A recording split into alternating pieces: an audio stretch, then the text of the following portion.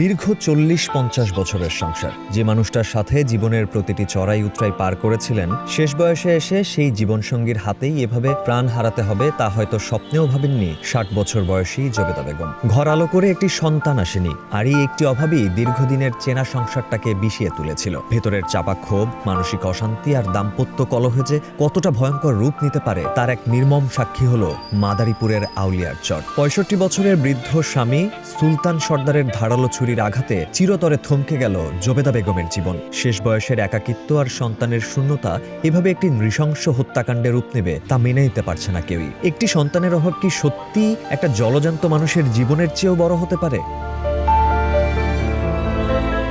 রাগের মাথায় এমন মর্মান্তিক ঘটনার পরে হয়তো বেশিরভাগ মানুষই তার ভুল বুঝতে পারেন, যেমন বুঝেছেন এই বৃদ্ধ। আমার স্ত্রী এই 42 বছর ঘর করে আমার লোক একটা গাছ কথাও পাই না, এত ভালো ছিল। আমাকে অবস্থা নেই, বুঝছেন? আমার স্ত্রীর মতো স্ত্রী বাংলাদেশে পাইছেন না। মর্মান্তিক এই ঘটনায় এলাকায় সৃষ্টি হয়েছে চাঞ্চল্য। পরে পুলিশ মরদেহের সুরতহাল পরিদর্শন শেষে হত্যার বিষয়টি নিশ্চিত হয়। এরপর শুরু হয় অভিযান, গ্রেপ্তার হয় পালিয়ে থাকা সুলতান সর্দার।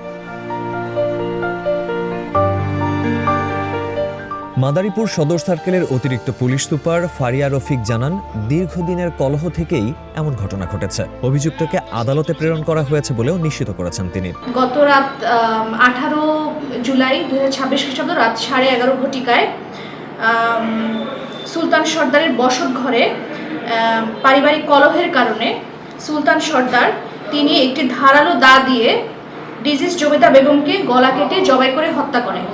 এলাকাবাসী, স্থানীয় যারা আছেন তারা তৎক্ষণাৎ তাকে আটক করে রাখেন এবং কালকেরই থানা পুলিশের কাছে সোপর্দ করেন।